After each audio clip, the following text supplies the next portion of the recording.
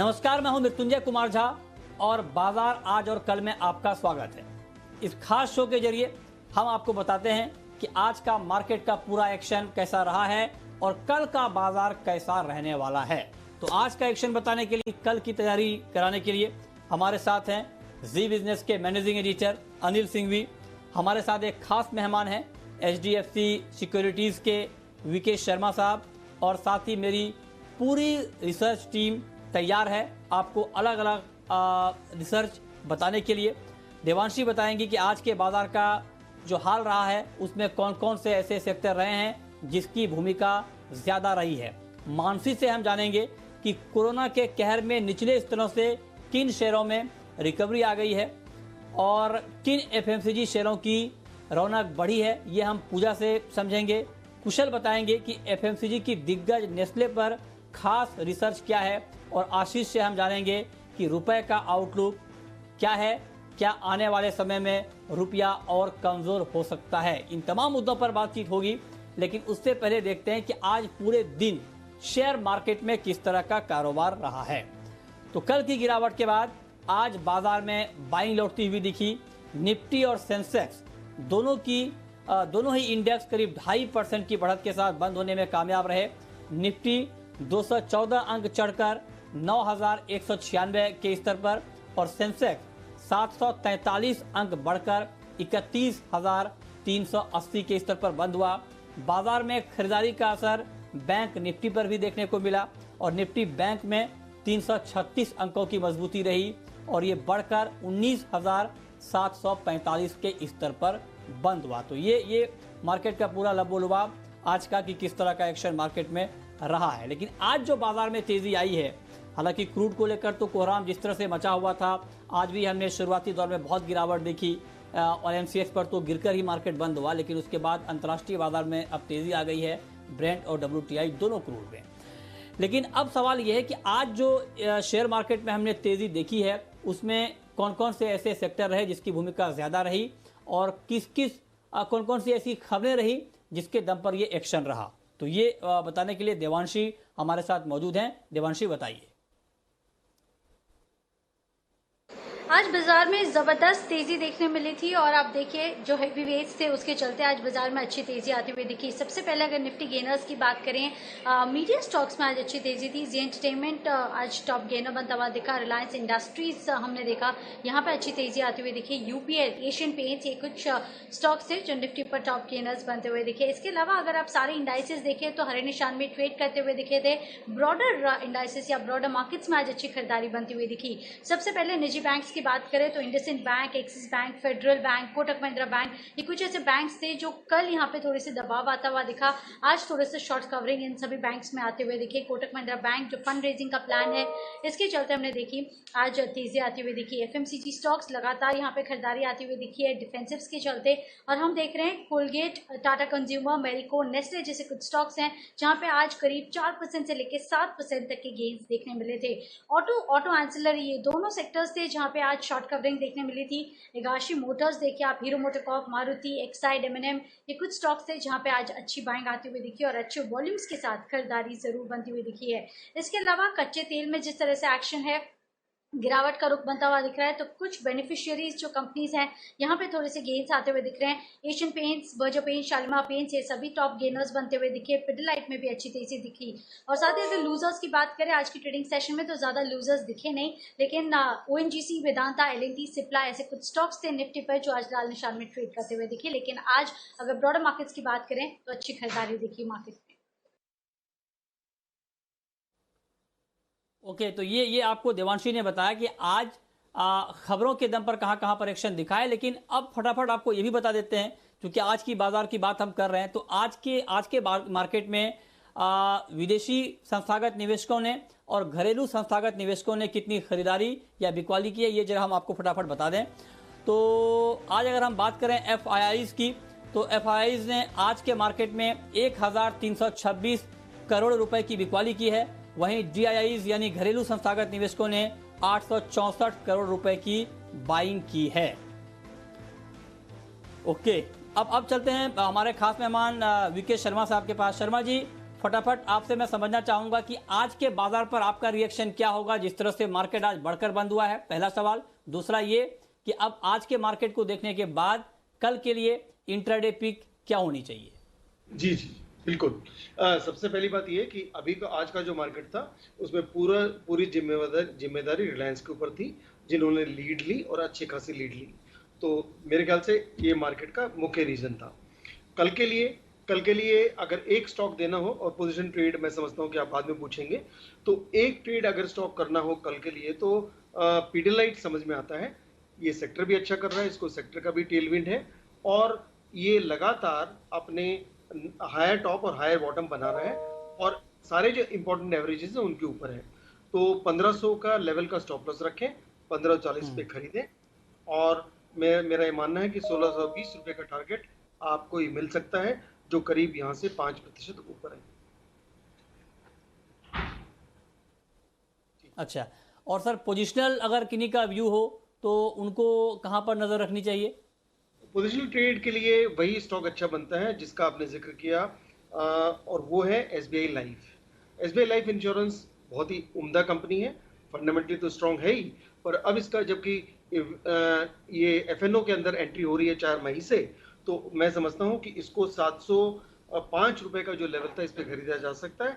660 रुपए का stop loss रखें और पोजीशन ट्रेड बना के चलें और ये टारगेट आपको करीब 790 रुपए का मिल सकता है, जो यहाँ से करीब 12% ऊपर है।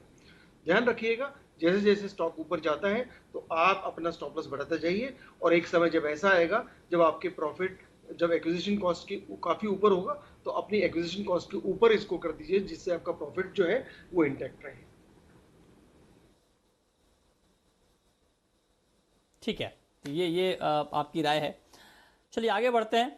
और कोरोना की टेंशन में जब बाजार में बड़ी गिरावट आई तो साथ ही कई ऐसे शेयर भी हैं जो साल के निचले स्तर तक भी पहुंच गए, लेकिन उस निचले स्तर से शेयरों में शानदार रिकवरी भी आ गई है।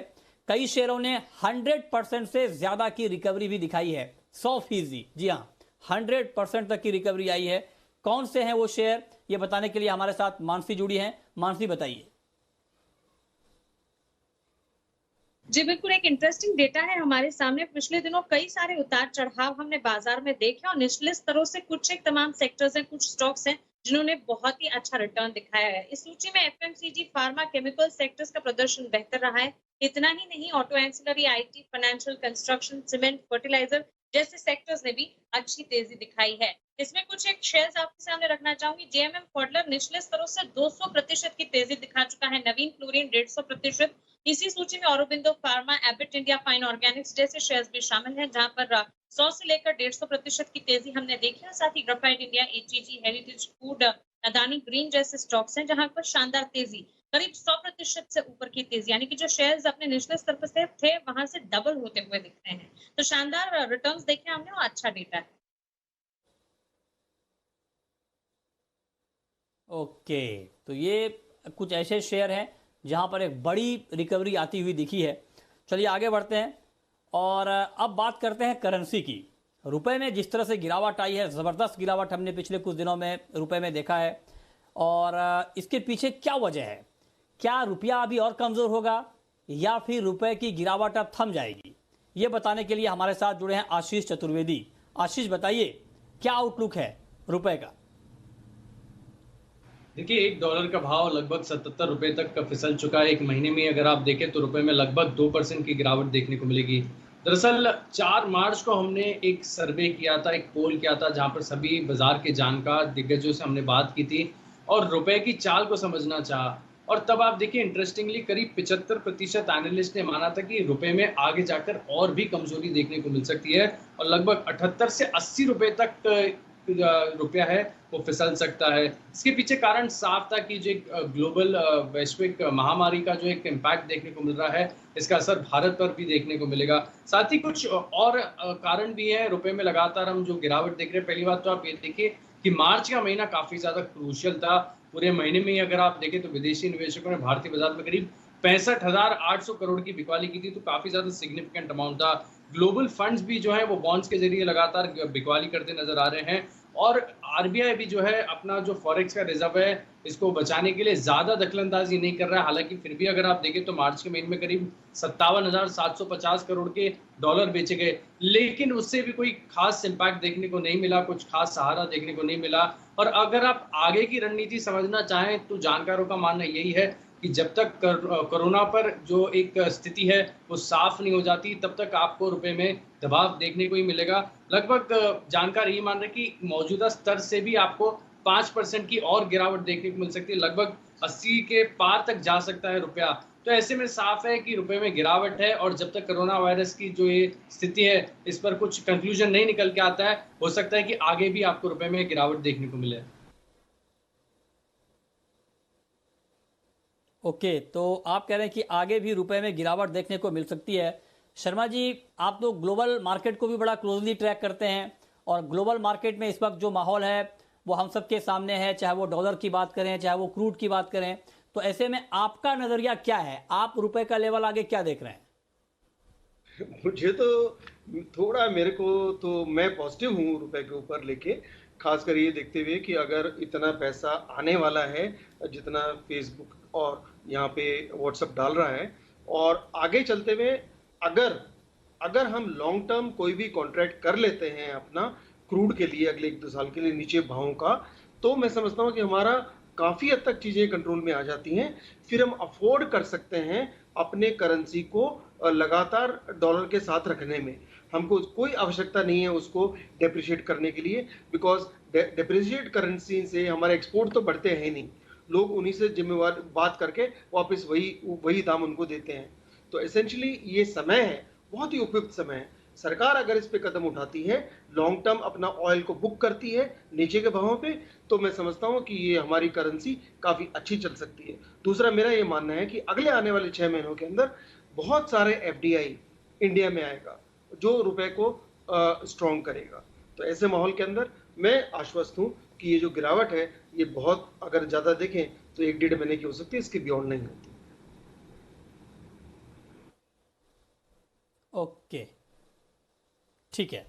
तो ये रहा है आपकी करेंसी मार्केट के ऊपर कि आगे रुपए की चाल क्या होने वाली है। लेकिन अब बात करते हैं एक और महत्वपूर्ण खबर की, और खबर यह है कि इंडेक्स की दिग्गज कंपनी एफएमसीजी इंडेक्स की दिग्गज कंपनी नेस्ले ने एक महीने में शानदार परफॉर्मेंस दिया है, शानदार रिटर्न दिया है, और इंडेक्स के मुकाबले शेयर ने आउट परफॉर्म किया है अन्य एफएमसीजी कंपनियों के मुकाबले। आखिर नेस्ले में ऐसी क्या खूबियां हैं जिसने इसकी चमक बढ़ा दी है, ये बताने के लिए हमारे साथ कुशल गुप्ता हैं। कुशल, बताइए। जी, तो नेस्ले के बिजनेस मॉडल्स में कई खूबियां हैं जिस वजह से ये एफएमसीजी इंडेक्स को भी बीट करता हुआ दिखा है।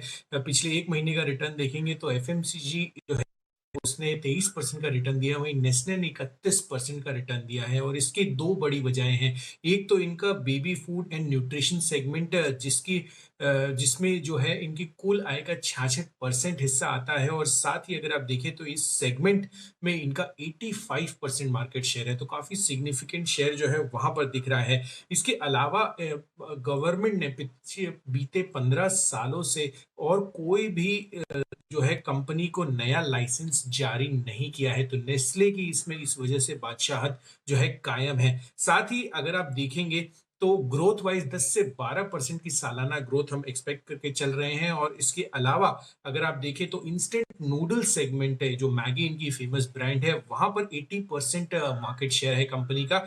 और साथ ही इनकी जो घरेलू बिक्री है, वहां पे घरेलू बिक्री का कुल आय में 94% है। आपका ओके, तो ये कुछ खूबियां हैं जिसकी वजह से नेस्ले में हमने एक बड़ी तेज़ी देखी है। लेकिन शर्मा जी, अब आपसे मैं जानना चाहता हूं कि ऐसे में क्या नेस्ले में अभी बाइंग करने का मौका अभी भी बना हुआ है, या आपको लगता है कि मौका हाथ से निकल गया? ऐसा नहीं है। इस तरह की जब कंपनियां हैं ऊंचे ऊंचे भाव पे रहती हैं, तो उनको कोई भी गिरावट जब कोई किसी भी कारण से आती हो, तो उस वक्त तगड़ी गिरावट में इनको लेना चाहिए। अगर आप अभी लेना चाहते हैं तो आपको टुकड़ों में करना पड़ेगा, एसआईपी करना पड़ेगा। इंटेलिजेंट एसआईपी इस भी तरह से हो सकती है कि आप गिरे तभी लें। अभी आपने ले लिए 5 शेयर और फिर आप कुछ गिरेगा तभी आप लें, तो एक अच्छी स्ट्रेटेजी हो सकती है। एक भाव पे एक मुश्त लेने के लिए मैं सलाह देती हूँ। और अब आपको बताएंगे कि कल के लिए आपकी रणनीति होनी क्या चाहिए। और कल की रणनीति बताने के लिए हमारे साथ जुड़ गए हैं जी बिजनेस के मैनेजिंग एडिटर अनिल सिंघवी। अनिल जी, बहुत बहुत स्वागत है आपका इस खास शो में। आज का मार्केट जिस तरह से रहा, आज बाजार में तेजी के साथ हमने कारोबार होता हुआ देखा। तमाम अंतर्राष्ट्रीय संकेतों को देखते हुए कल के लिए बेहतरीन रणनीति ट्रेड की क्या होनी चाहिए? देखिए, आप है ना, मुझे थोड़ा सा मत लीजिए, ये बता दीजिए कि आज रात को अमेरिका बंद कैसा होगा। मैं आपको कल के लिए एकदम परफेक्ट बता दूं, ठीक है ना। लेकिन दिक्कत ये है कि अभी थोड़ा सा टाइम बाकी है अमेरिका के बंद होने में। लेकिन जिस तरह का माहौल चल रहा है ना, उसको देखते हुए अमेरिका में क्लोजिंग बढ़िया होनी चाहिए। और आज इसका भारतीय बाजारों को अंदाजा लग गया था, इसलिए सेकंड हाफ में बढ़िया तेजी हुई। तो बस कोई ऐसी खराब खबर ना आए। वैसे भी आज के देखिए हमारी आदत तो पड़ी चुकी है, हम खराब खबरों पे फोकस ज्यादा कर नहीं रहे। आप देखिए ना, आज भी क्या न तो आपका कोई रिलीज पैकेज आया क्योंकि आपका कमजोरी था, हालांकि बाद में रिकवर हो गया, वो अलग बात है। बाकी आप देखिए एफआई 3 दिन से दबा कर बेच रहे हैं। कोरोना को लेकर कहीं कोई रिलीफ नहीं है, लेकिन उसके बावजूद बाजार मजबूत है। इसका मतलब अंडरकरंट स्ट्रांग है, लोगों को खरीदना है। थोड़ी सी डिप आती है और आप देखिए 8000 से 9400 तक का नॉन स्टॉप 1400 पॉइंट का एकदम रनअप आया और उसके बाद 9400 से 8900 तक की 500 पॉइंट की गिरावट आई। वो करेक्शन पूरा होकर वापस बाजार ऊपर जाने को तैयार है। तो कल हमारे एक और बड़ी चीज है, वो है वायदा कारोबार की हफ्ते वाली एक्सपायरी। तो एक चीज तो आप है ना, डेटा के हिसाब से ये मान लीजिए मत लीजिए कि आप 9000 के नीचे बाजार को जाते हुए नहीं देखेंगे कल। इस बात की संभावना नहीं के बराबर है और आपके पास 250 पॉइंट का कुशन भी है। तो 9000 के नीचे एक्सपायरी नहीं होगी, ये वायदा कारोबार के डेटा बता रहे हैं। ऊपर में 9400 के पार निकलेंगे, इसकी संभावना भी कम है। तो अब अगली जो पड़ाव है जहां पर प्रॉफिट बुकिंग आएगी, वो 9400 से 9500 की रेंज में आएगी। तो अगर अभी जैसा 350 पॉइंट डाउ ऊपर दिख रहा है, लगभग इसी के आसपास भी बंद हो जाए ना, तब भी कल हम यहाँ से ना 9250, 9325 इस दो टारगेट के लिए निफ्टी पर ऊपर की तरफ का आराम से रुख बना कर सकते हैं। तो कोई दिक्कत वाली बात नहीं है, रुझान तेजी की तरफ ही है। बस दाव खराब नहीं होना चाहिए बंद होते होते, ऐसा ना हो कि सारी तेजी निकल जाए। अगर 300, 350, 250 पॉइंट भी ऊपर बंद हुआ तब भी हमारा कल काम हो जाएगा। तो ये बहुत ही ज़रूरी है, बहुत ही सही रणनीति आपके लिए कल की हो सकती है। अगर अमेरिकी बाजार ने दगा नहीं दिया तो कल भी मार्केट में तेजी का ही माहौल रहेगा और कल का बाजार भी अच्छा ही आपको देखने को मिल सकता है। बहुत बहुत शुक्रिया अनिल जी कल की ये रणनीति बताने के लिए। लेकिन अब आपको ये बताएंगे कि ऑप्शन के जरिए आप कल कहां पर ट्रेड कर सकते हैं।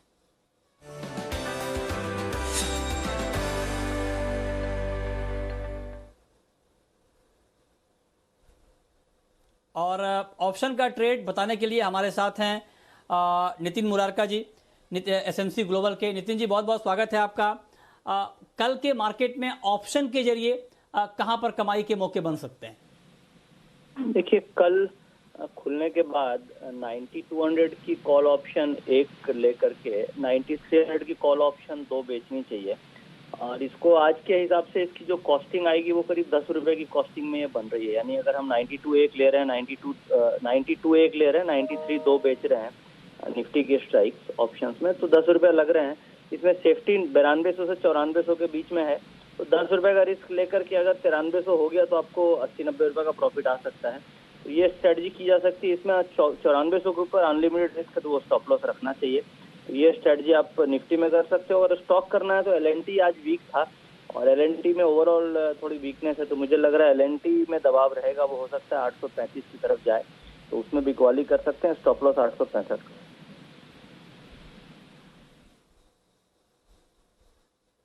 ओके, तो ये है कि ऑप्शन के जरिए आप कहां पर ट्रेड कर पाएंगे, ये आपको नितिन जी ने बताया।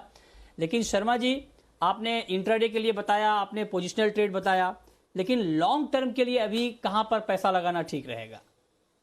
लंबी अवधि के लिए जो स्टॉक है वो आज का बड़ा ही दिग्गज है, रिलायंस। अभी 10-11% तो आज ऊपर बंद हुआ है, आपको लेना चाहिए। ये कितनी ग्रोथ के लिए लेना चाहिए? ऑब्वियसली हमारा ये मानना है कि करीब 15% के इसके जो नेट प्रॉफिट के अंदर ग्रोथ आने वाले 2 सालों के अंदर कंपाउंडेड एनुअल ग्रोथ रेट से होगी। तो 15% सालाना रिटर्न आपको मिल सकता है। अब आपकी रिटर्न बेहतर कैसे हो सकती है? ये तो 10-11% तो आज ही बढ़ गया, तो आप इसको थोड़ा तो लें और नीचे इकट्ठा करें। मिल गया तो अच्छा है, वरना यहीं से भी पैसे तो बनेंगे। तो उसमें कोई किसी प्रकार की जल्दबाजी न करें, थोड़ा लें और बाकी नीचे इकट्ठा करें। मैं समझता हूँ कि ये 15 से 25% डिपेंडिंग अपॉन क्या एक्विजिशन कॉस्ट आपकी होती है, आपको इसमें पक्का निवेश में रिटर्न मिलेगा।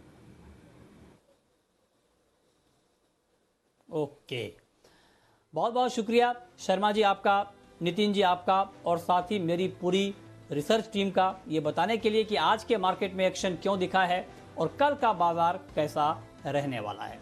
तो फिलहाल इस खास शो में इतना ही।